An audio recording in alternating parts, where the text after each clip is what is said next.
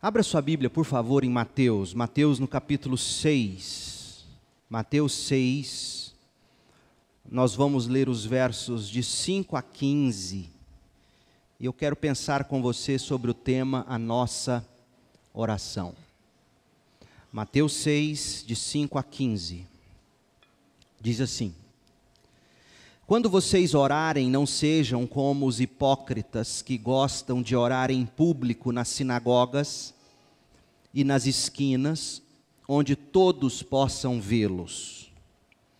Eu lhes digo a verdade, eles não receberão outra recompensa além dessa. Mas quando orarem, cada um vá para o seu quarto, feche a porta e ore a seu pai em segredo. Então seu pai, que observa em segredo, os recompensará. Ao orar, não repitam frases vazias sem parar, como fazem os gentios. Eles acham que se repetirem as palavras vazias várias vezes, suas orações serão respondidas. Não sejam como eles, pois seu Pai sabe exatamente do que vocês precisam, antes mesmo de pedirem. Portanto, orem da seguinte forma: Pai nosso que estás no céu, santificado seja o teu nome, venha o teu reino, seja feita a tua vontade, assim na terra como no céu. Dá-nos hoje o pão para este dia e perdoa nossas dívidas, assim como perdoamos os nossos devedores. E não nos deixes cair em tentação, mas livra-nos do mal, pois teu é o reino, o poder e a glória para sempre. Amém. Seu Pai Celestial os perdoará se perdoarem aqueles que pecam contra vocês. Mas se vocês se recusarem a perdoar os outros, seu Pai não perdoará seus pecados. Amém. Irmãos, era 18 de junho de 1944, há exatos 73 anos, quando a Congregação Batista foi organizada juridicamente como Segunda Igreja Batista em Goiânia. Contava, na ocasião, cerca de 50 membros fundadores, oriundos da Primeira Igreja Batista em Goiânia, Porto Nacional, hoje estado do Tocantins, Pedro Afonso, Tocantins, e Araguari, Minas Gerais. Eu acho bastante inspirador o trecho inicial do relato sobre a nossa história, que está contido no site da nossa igreja na internet. Porque diferentemente de, infelizmente, algumas igrejas que ao longo da história se originaram a partir de divisões, de rixas, de queixas, de orgulho, de vaidade, a nossa igreja, e aqui a gente pode ter um santo orgulho, nasceu de um ideal nobre. Olha o que diz o texto sobre a nossa história. Quando a Congregação Batista de Campinas foi fundada, em fevereiro de 1940, veja que a congregação teve início aqui em Campinas 4 anos antes da organização, em 1944. E quando a Congregação Batista de Campinas foi fundada em fevereiro de 1940, ainda se falava em Campinas como uma cidade.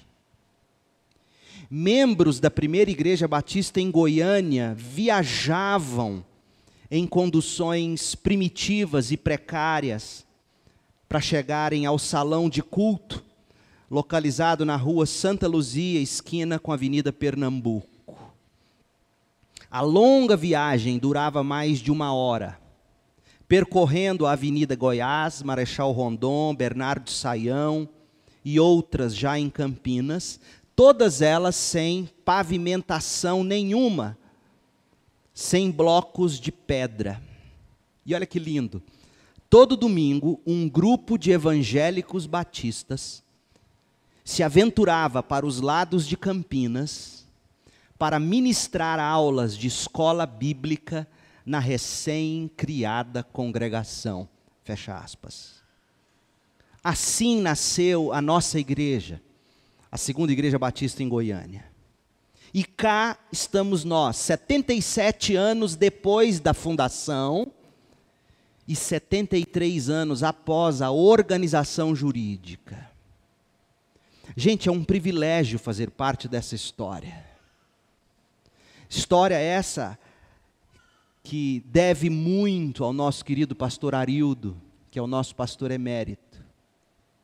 História essa que deve muito a outros homens e mulheres que passaram por aqui. Para mim é um privilégio sem conta celebrar esse aniversário com vocês. Aqui nessa igreja, naquele batistério, eu fui batizado. Aqui eu me casei. Daqui eu fui enviado para o seminário, para o mestrado nos Estados Unidos, e após 13 anos pastoreando em Campinas, São Paulo, voltei há 1 ano e meio para ser pastor da igreja em Campinas, só que agora em Goiânia, Goiás. E no próximo domingo, se Deus permitir, eu vou ter o privilégio de batizar a minha filha no mesmo batistério onde eu fui batizado. Em 12 de dezembro de 1993, pelo pastor Edir Félix dos Santos. É um privilégio imensurável fazer parte dessa história. A celebração do aniversário da segunda igreja, neste ano, vai contar com a apresentação da cantata Pai Nosso, uma jornada através da oração do Senhor. Nosso coral, com amigos, irmãos que hoje estão noutras igrejas, mas que um dia fizeram parte da história do nosso coral, a Orquestra Sinfônica Jovem do Estado de Goiás, comporão este grupo que vai celebrar a Deus através desta cantata. Gente, é muito sugestivo que o tema oração seja o tema escolhido para uma data como hoje em nossa igreja. E eu quero te dar uma razão. Tudo que realmente importa na vida, em especial na vida de uma igreja, jamais poderá ser produzido pelo homem ou pelos programas que o homem for capaz de em sua finitude, realizar. Só Deus pode fazer e acontecer. E é daí a necessidade insubstituível da oração. Por exemplo, gente, olha do que nós estamos falando quando falamos de coisas essenciais para a vida e para uma igreja. Nós estamos falando do novo nascimento, da conversão, convicção de pecado, fé em Cristo, perdão. Estamos falando de coração e de consciência purificados. Estamos falando de devoção calorosa a Jesus Cristo.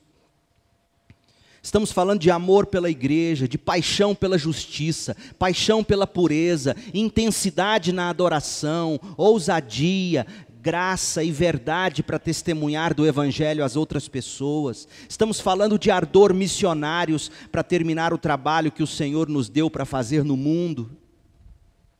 Gente, tudo isso e muito mais. Mas a pergunta é, quem pode produzir essas coisas? Quem será capaz de realizar em nós e através de nós tais coisas tão essenciais? Só Deus. E por isso a necessidade insubstituível da oração. Irmãos, olhem aqui para mim. Nós podemos ter uma estrutura admirável em termos de prédios e de mobílias. Nós podemos ter uma organização funcionando com a precisão de um relógio suíço. Nós podemos ter equipes dos sonhos, equipamentos de última geração, o que, obviamente, nós ainda não temos. Mas todas essas coisas não passam de coisas secundárias, que, aliás, podem ser produzidas sem Deus. Estruturas podem ser construídas sem Deus. Coisas secundárias que, apesar de terem valor, derivam a importância delas do relacionamento com as coisas essenciais que a gente acabou de descrever. O que eu estou dizendo, meus irmãos, é que nenhum de nós, por mais diligente, por mais inteligente, bom que seja, será capaz de produzir por si mesmo esses itens essenciais na vida de uma igreja. Programa nenhum vai realizar isso, pastor nenhum fará isso. Afinal de contas, gente, quem é que pode fazer alguém nascer de novo? Fala para mim. Que programa na igreja é capaz de criar fé genuína no coração de alguém?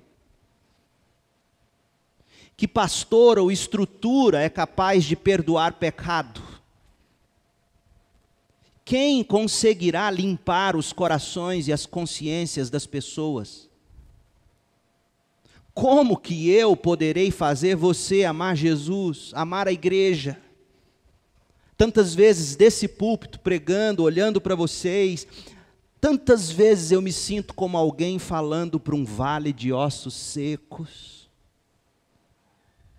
Quem pode ajudar você a amar sua família? Quem pode ajudar você a ser ousado no testemunho do Evangelho? Ninguém, coisa nenhuma, programa nenhum. Quando essas coisas florescem, quando essas coisas crescem, quando elas se esparramam numa igreja, a gente chama isso de avivamento ou de despertamento espiritual, porque a gente sabe que o Espírito de Deus está trabalhando, dando vida, onde os recursos e os seres humanos atingiram seu limite. É por isso, meus irmãos, que a gente ora. E é por isso que a gente precisa orar mais. A oração tem que ser a prioridade na vida do crente, tem que ser a prioridade na agenda da igreja. Indivíduos e igrejas que não oram estão morrendo. Afinal, a oração é o oxigênio que mantém a vida espiritual. A gente precisa orar para a gente continuar respirando espiritualmente. E quando oramos, nós admitimos que temos grande necessidade de Deus, do avivamento divino, do reviver do Espírito Santo, tanto em nós como na igreja, e assim também no pecador que devemos alcançar. A gente precisa orar mais, gente. Olha aqui para mim, com todo carinho eu te digo isso. Orar mais às quartas-feiras, nas reuniões das mulheres à tarde, no culto de oração, quarta-feira à noite. É tão ruim quando a gente chega para o culto de oração e está tão vazia a igreja. Comunica algo de morte. Quando a gente chega para um culto de oração e a igreja está vazia, comunica algo de morte. Oração é oxigênio. Temos que orar às quartas-feiras, temos que orar às sextas-feiras, os homens no Café com Deus às 6:30 da manhã, homens que oram por si mesmos, por seus trabalhos, por seus filhos, por seus netos, por sua igreja, pela cidade, pelo país. A gente precisa orar mais antes dos cultos noturnos dos domingos. Todo domingo, às 18h30, um grupo de irmãos e irmãs se reúnem para orar pelos cultos. Precisamos orar nos cultos, precisamos fazer vigílias de oração. Irmãos, precisamos orar e orar mais, e eu conto com você. Dito isso, eu quero aproveitar a ocasião em que o nosso coral vai apresentar o Pai Nosso, e eu desejo olhar com vocês para esse texto de Jesus sobre a oração, Mateus 6, de 5 a 15. E agora cedo eu quero extrair lições para a nossa oração. E hoje à noite, em breves 15 minutos, uma meditação rápida sobre o Pai Nosso. Então hoje cedo, a nossa oração, hoje à noite, o Pai Nosso. O primeiro culto às 18 horas, o segundo culto às 19h30. A mesma mensagem, porque será o mesmo culto. 3 observações eu quero fazer agora pela manhã. Quando a gente olha para esse texto de Jesus ensinando a oração. Primeiro, Jesus nos diz o que a gente tem que ter antes de orar. O que você tem que ter antes de orar? Segundo, o que devemos fazer ao orar? E terceiro, a chave para a gente destrancar e receber o que a gente pede em oração. Então, 3 coisas que nós devemos ter antes de orar, 4 coisas que devemos fazer ao orar e a chave para recebermos. O que devemos ter antes de orar? A primeira coisa que nós precisamos ter antes de orar é o desejo de relacionar com Deus por Ele mesmo, por quem Ele é. O desejo de conhecer melhor a Deus. É isso que eu e você precisamos ter antes de orar.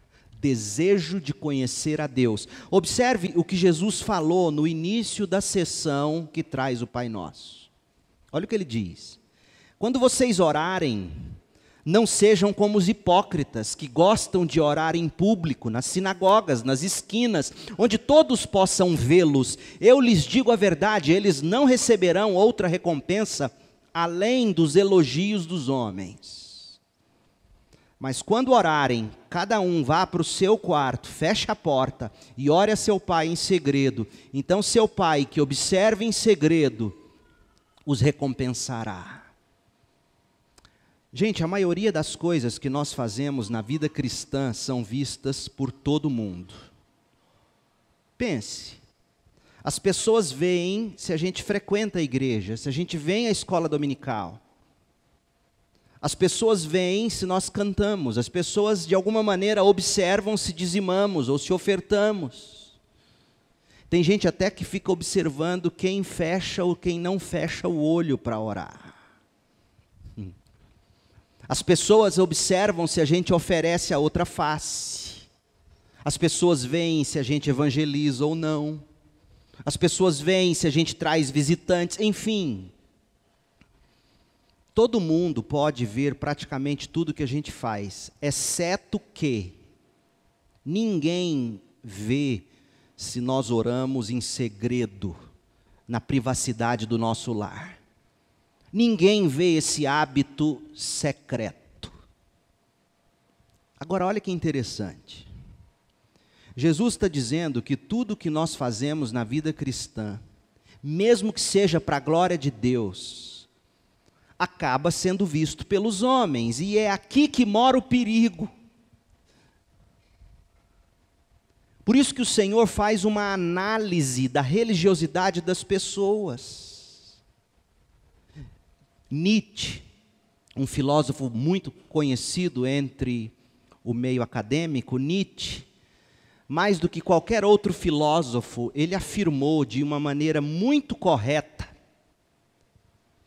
ouça, que pessoas religiosas geralmente usam suas atividades religiosas para construírem uma autoimagem, para obterem reputação, para alcançarem prestígio.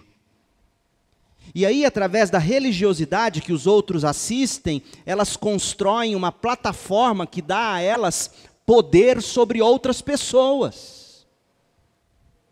Por exemplo, quando alguém diz assim, eu oro, eu dizimo, eu jejuo, eu sou religioso, eu frequento assiduamente a igreja, eu sou santo, eu sou isso, eu sou aquilo.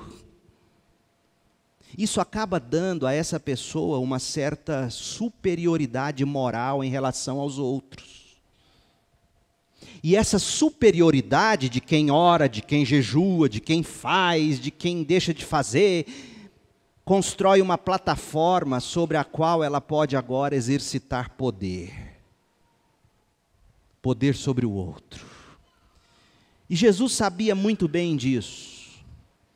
Jesus sabia que nós todos corremos o risco de praticar atividades religiosas, ouça, não pelo simples desejo de nos relacionarmos com Deus, por quem Deus é, relacionar com Deus por Ele mesmo. Não, mas muitos de nós praticamos atividades religiosas com o desejo de ser reconhecido, aplaudido, identificado. Alguém que, por essas práticas religiosas, acaba despertando no outro melhor sentimento para você. Jesus sabia muito bem disso. E porque ele sabia disso, ele aplicou um teste. Jesus quer saber se a gente usa a religião, a fé, para obter prestígio e poder, ou se a gente usa a religião e a fé para conhecer mais a Deus. E a pergunta é: como saber se você usa Deus através da experiência religiosa, ou se você, através das suas práticas de fé, está querendo conhecer melhor a Deus pelo que Deus é? Sabe qual é a resposta de Jesus?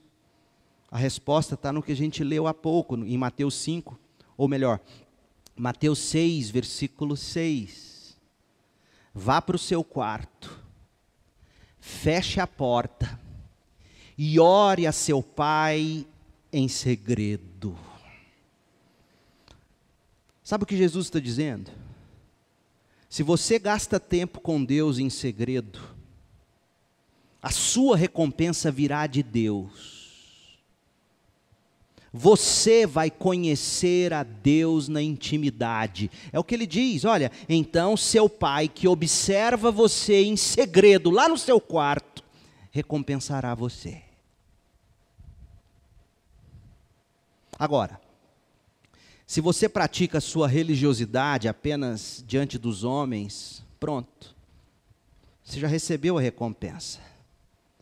Você já foi reconhecido como alguém que ora. Você já foi reconhecido como alguém que tem poder. E Jesus está dizendo, não pode ser assim. A nossa oração deve ser precedida pelo desejo de relacionar com Deus por Ele mesmo, por quem Ele é. Desejo de conhecer melhor a Deus na intimidade do quarto. É muito sugestivo Jesus ter falado do quarto. Porque o que acontece entre marido e mulher dentro do quarto, quem é que deve saber? Ninguém.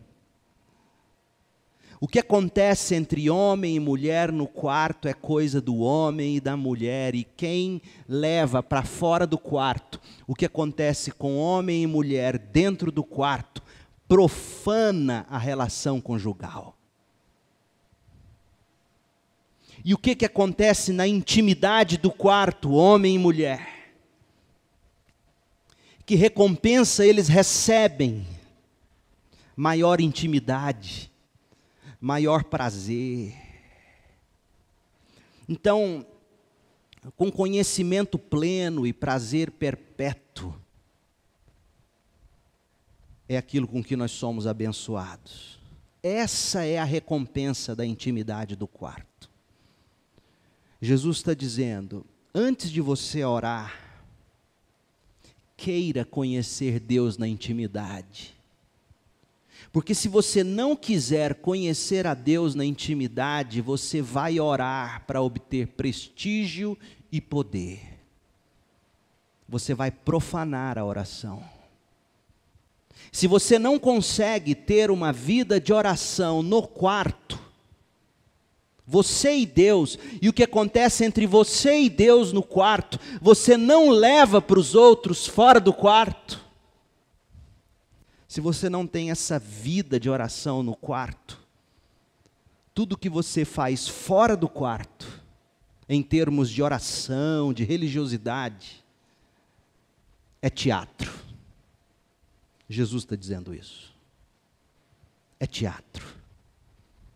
Não há recompensa para esses, recompensas celestiais. A segunda coisa que a gente tem que ter antes de orar é a consciência de que nosso relacionamento com Deus se baseia na graça e não na performance. Olha o que Jesus diz, capítulo 6, versos 7 e 8. Ao orar, não repitam frases vazias, sem parar, como fazem os gentios. Porque eles acham que se repetirem as palavras várias vezes, a oração será respondida.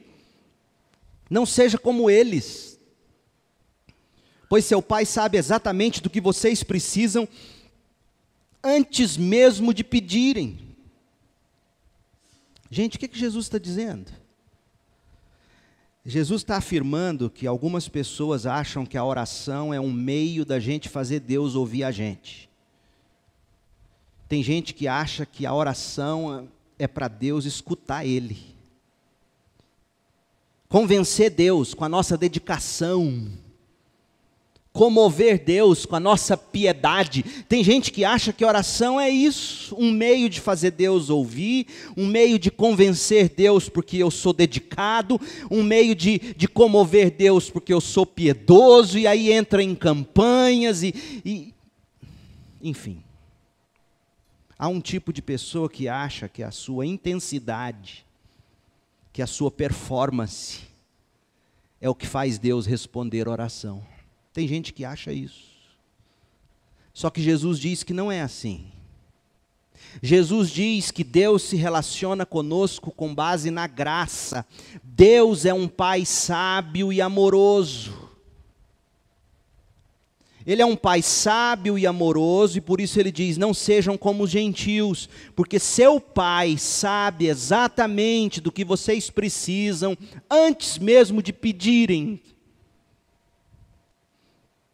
A nossa oração deve ser precedida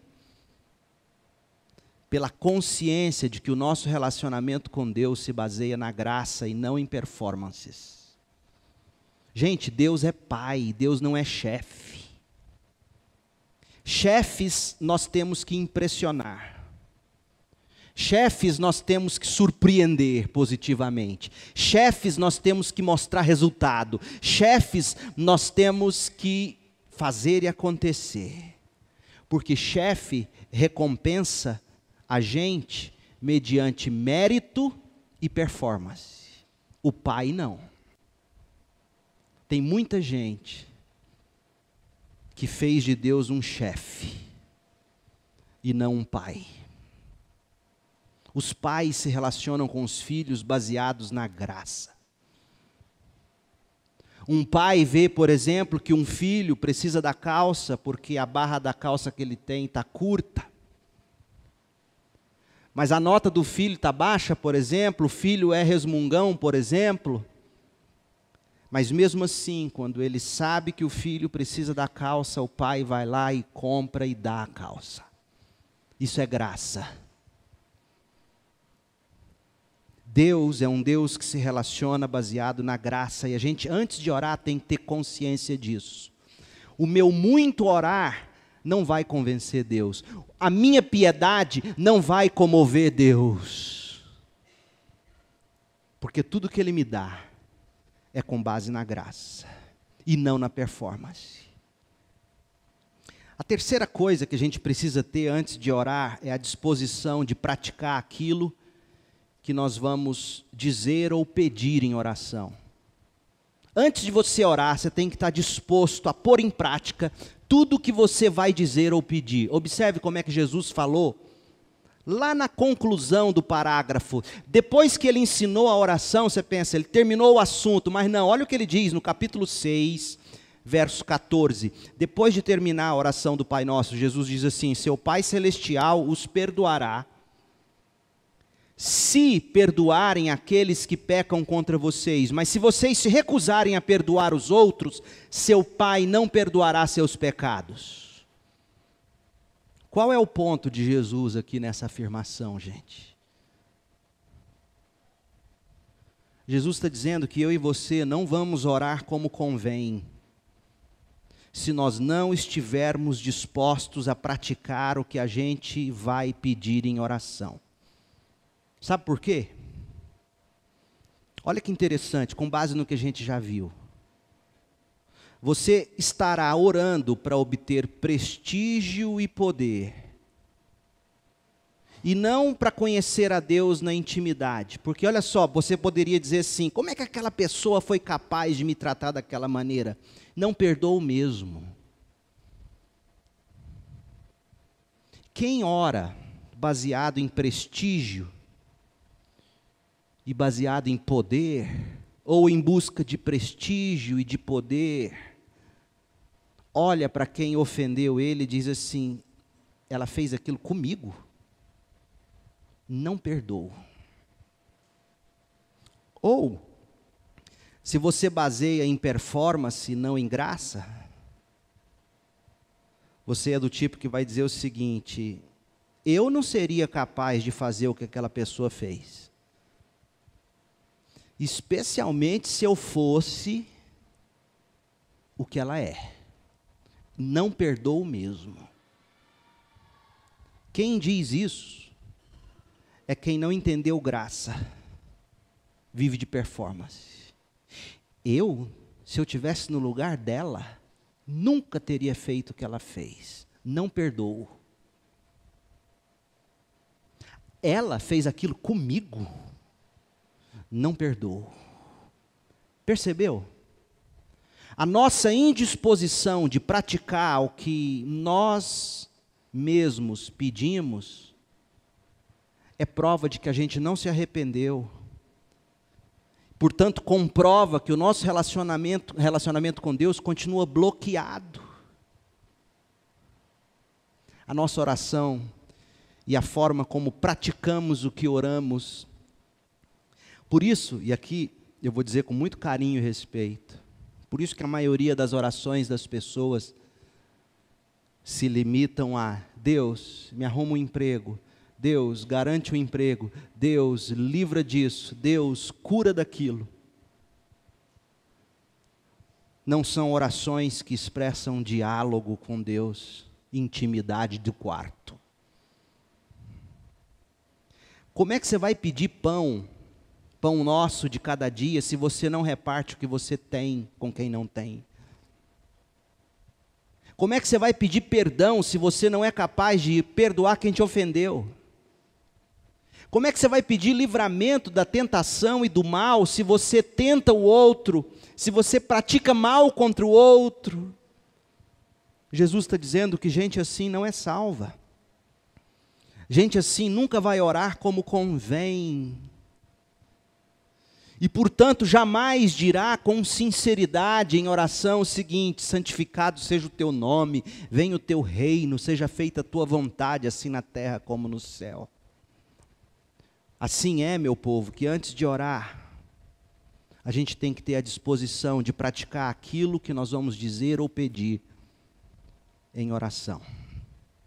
Então, o que nós devemos ter antes de orar? O desejo de conhecer a Deus, e não de controlá-lo, para a gente construir uma autoimagem diante dos outros. Eu tenho que ter consciência da graça e não da performance. E eu tenho que ter disposição de praticar o que eu vou dizer ou pedir. Esses são os pré-requisitos. Veja comigo agora o que a gente faz em oração. O que nós devemos fazer ao orar. Quando Jesus ensina a oração do Pai Nosso para nós, ele diz que essa oração é para servir como um modelo. Ele diz no verso 9: portanto, orem da seguinte forma. Orem seguindo essa forma. Qual forma? E aí Jesus divide essa oração em 4 formas: adoração, submissão, petição e conformação. Ao orar, nós devemos adorar. Gente, observe os atributos ou as qualidades de Deus. Observe as prerrogativas de Deus. E todas essas qualidades e prerrogativas, Jesus está dizendo, são motivos para nós adorarmos a Deus. Então, quando a gente ora para exaltar a Deus. Oração é, em primeiro lugar, adoração. Olha o que ele diz, Mateus 6, 9. Pai nosso que está nos céus, santificado seja o teu nome, venha o teu reino, seja feita a tua vontade, assim na terra como no céu. Olha o verso 13, pois teu é o reino, o poder e a glória para sempre. Amém. Eu adoro a Deus porque Ele é santo, santificado seja o teu nome. Eu adoro a Deus porque Ele é soberano, vem o teu reino, teu é o reino. Eu adoro a Deus porque Ele é poderoso, teu é o poder. Eu adoro a Deus porque Ele é glorioso, tu é a glória. Eu adoro a Deus porque Ele é íntimo, porque eu chamo Ele de Pai. Todas essas coisas, gente, não estão aqui como modelo ou forma de oração, simplesmente para encher linguiça. É a maneira de Jesus nos ensinar que quando a gente ora, a gente adora a Deus, porque Ele é Pai, porque Ele é santo, porque Ele é soberano, porque Ele tem a vontade eterna dEle, porque Ele é poderoso, porque Ele é glorioso, e porque Ele é para sempre, Ele é eterno. Amém. A gente ora para adorar. Em segundo lugar, ao orar nós devemos nos submeter. Note que a Deus, Jesus aqui, não ensina a gente a ordenar nada, decretar nada, declarar nada, amarrar e desamarrar nada. Note que a Deus não se ordena, cabe-nos tão somente submeter à vontade dEle. Observe de novo que Deus é quem tem a prerrogativa. Nós tão somente nos submetemos à vontade dEle. Então dessa forma a gente ora, veja bem, para compreender a vontade de Deus. Oração é submissão. Olha o que Jesus diz no verso 10: seja feita a tua vontade, Senhor. Aqui na minha vida, da mesma forma como eu sei que a tua vontade acontece aí no céu. Senhor, eu quero a tua vontade.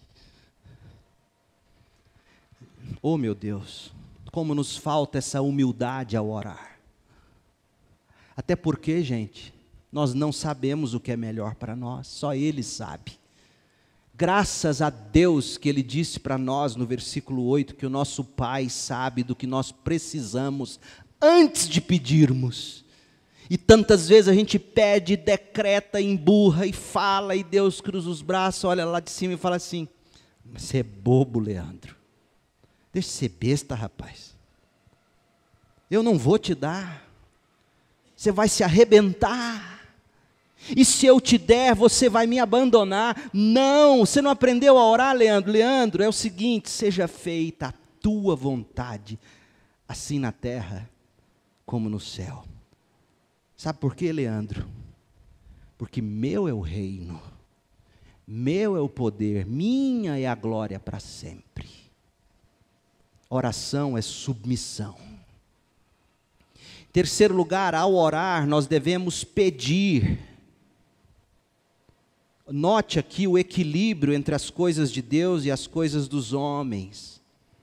A gente ora para pedir a graça de Deus, oração é petição.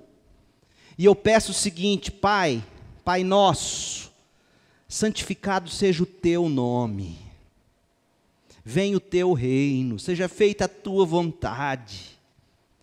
E depois de dizer isso, e depois de pedir isso, depois de pedir que o nome de Deus seja feito santo, que a vontade de Deus se estabeleça na terra, depois de pedir essas coisas, aí eu digo: Pai, me dê o pão para hoje. Pai, perdoa os meus pecados. Pai, não me deixe ser tentado além das minhas forças. Pai, me livra do mal. Olha o equilíbrio nesse pedido. Mas a última coisa que eu quero que você note comigo é que ao orar nós devemos nos conformar. E agora eu vou dizer algo, irmãos, que eu, preparando para hoje, eu nunca tinha notado nessa oração.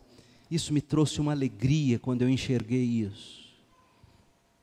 A segunda parte dessa oração modelo, a oração do Pai Nosso, gente, pouco tem a ver com dá-me coisas, dá-me. A oração do Pai Nosso, tudo tem a ver com torna-me uma pessoa melhor. Vou repetir, o Pai Nosso pouco tem a ver com dá-me coisas, E tudo tem a ver com torna-me num determinado tipo de pessoa.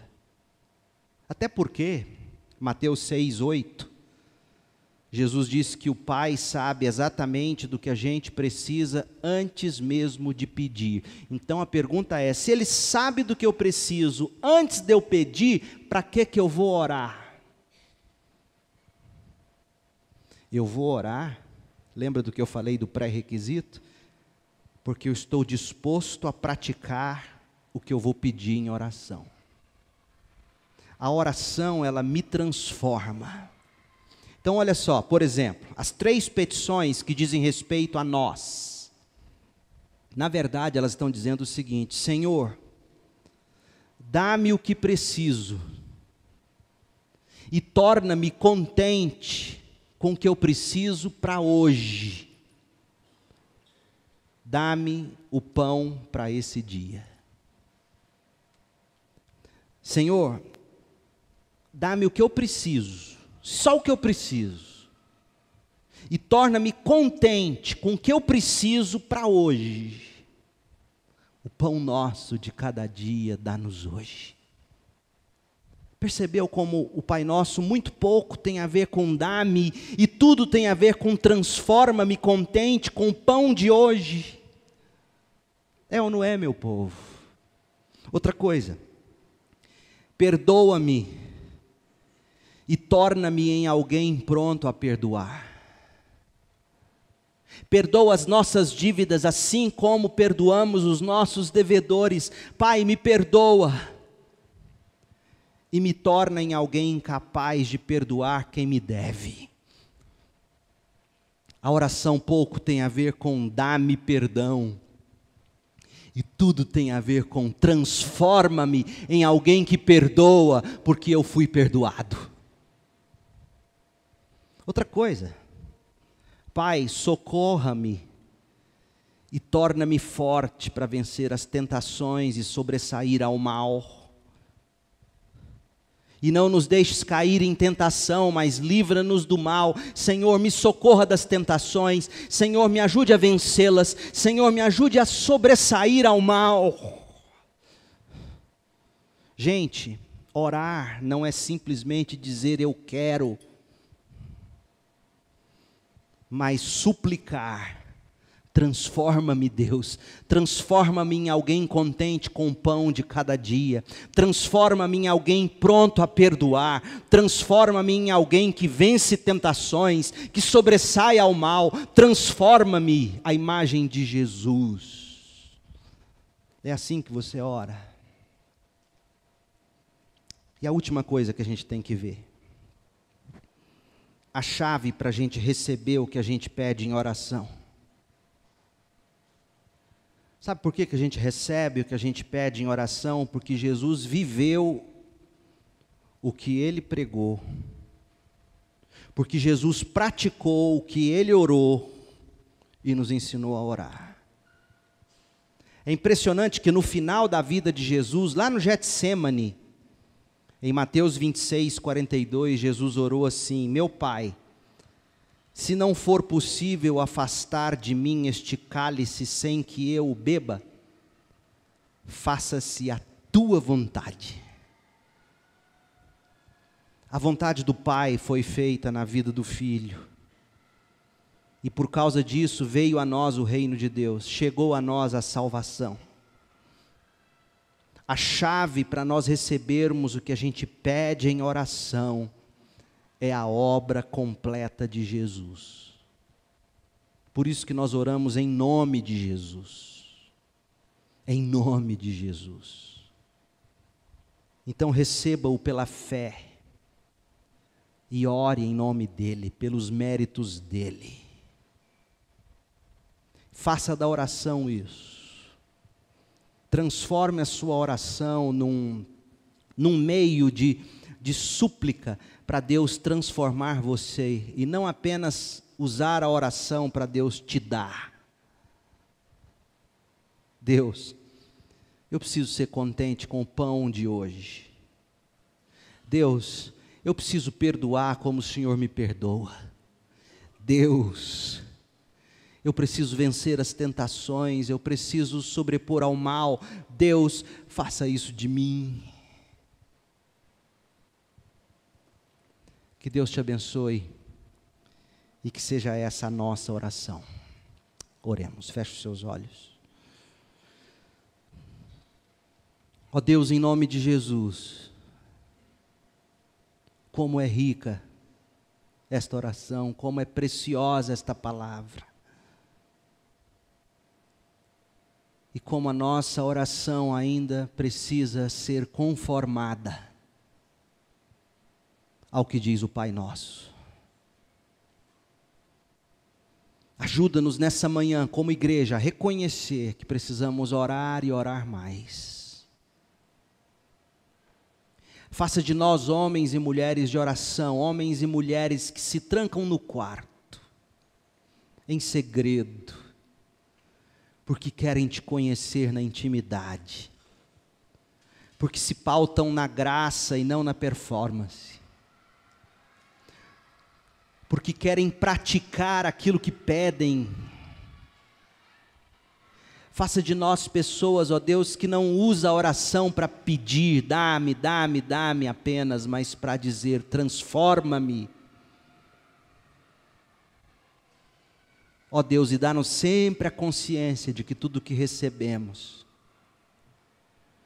é porque na vida de Jesus foi feita a sua vontade, ó Pai. Ele assumiu a forma de servo, viveu sem pecado, morreu a morte de cruz, foi sepultado, ressuscitou ao terceiro dia, está no céu, à direita de Deus Pai, haverá de vir para julgar vivos e mortos. Ó Deus, oramos pelos méritos de Jesus, em nome de Jesus, dá-nos essa consciência. É a nossa oração, Senhor. Em nome de Jesus. Amém.